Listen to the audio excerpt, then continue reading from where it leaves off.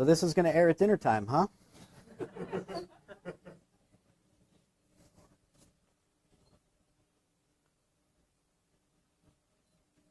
Wow.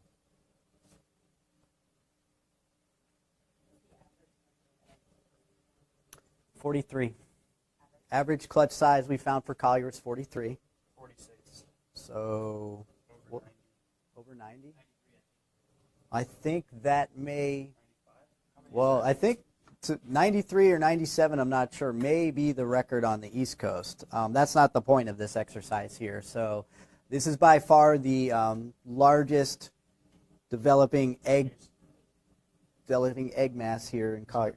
What is that? So These would have been two more? Yeah. They just didn't drop in? Yeah, it looks like they're, yeah, I mean, I don't know. Would they have? Yeah, we won't count those. Wow. But like that, so okay, so yeah, so these ones, maybe these would have been pushed out. So do a double count. We'll do a double count again before we put this animal, just to make sure. Fold these eggs back in here for a nice photo moment. And then, yeah.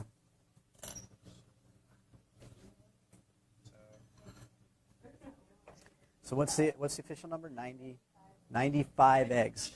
By far, this is the largest mass of eggs we've seen in collier from a 17-foot female python. And so Ian's holding up, that's fat. That's a fat layer right there. Those aren't little eggs in here. These are the eggs developing.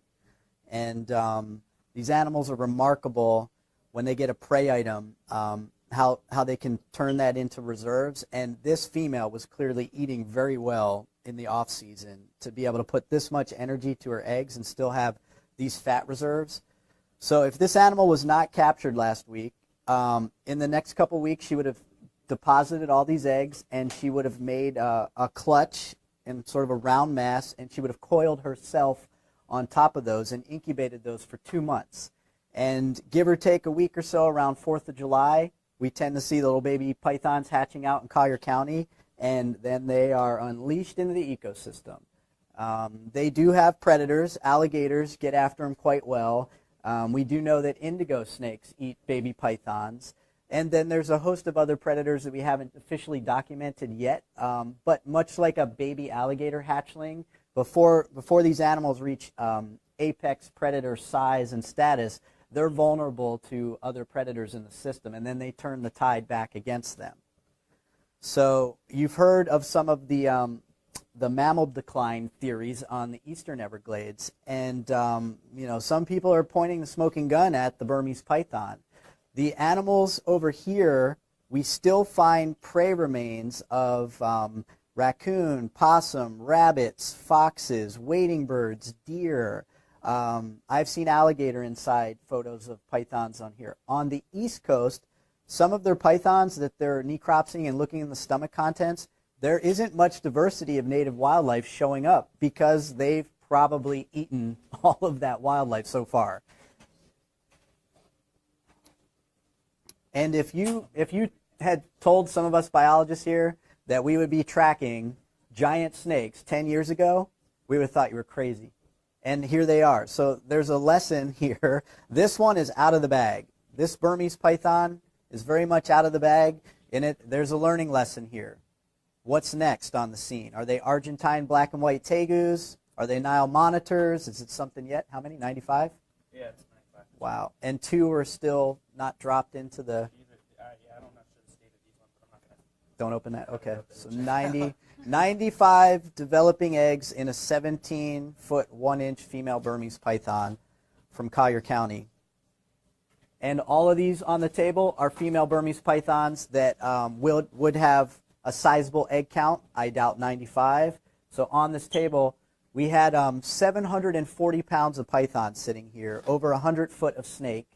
And over the next couple days, we'll finish the necropsies and get an egg tally this season. But this is arrested development. We're catching them before they lay on their eggs, and these animals have a chance to hatch and go out in the ecosystem. And during 4 breeding seasons on this research project, once we really started to learn this animal's behavior, We got very effective at removing them. Early in the breeding season, starting in November, we'll actively search or hunt for these animals. We don't use any weapons. We just use our hands. A lot of it is from a vehicle. Some of it's from foot surveys. And then candidate animals, males of a certain size, we found we can employ them, turn them back into the system, and they only have one thing on their mind for those months. They are looking for females like this. And they are a heat-seeking missile, so to speak, to female Burmese pythons. So combining hunting and tracking, we've removed over 6,500 pounds of Burmese python and removed over 3,000 developing eggs from a pretty small area of Collier County. Most of our study area is along the Tamiami Trail, so way out rural eastern Collier. But we keep tabs on where these animals are showing up and where they're moving, and each season they're gaining ground.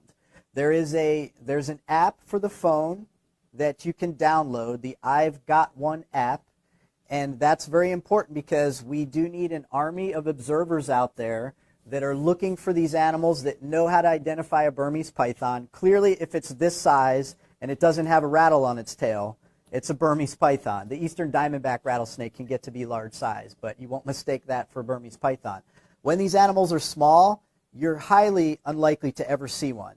And a lot of people mistake our native red rat snakes for small Burmese pythons. Don't kill on first sight. Take a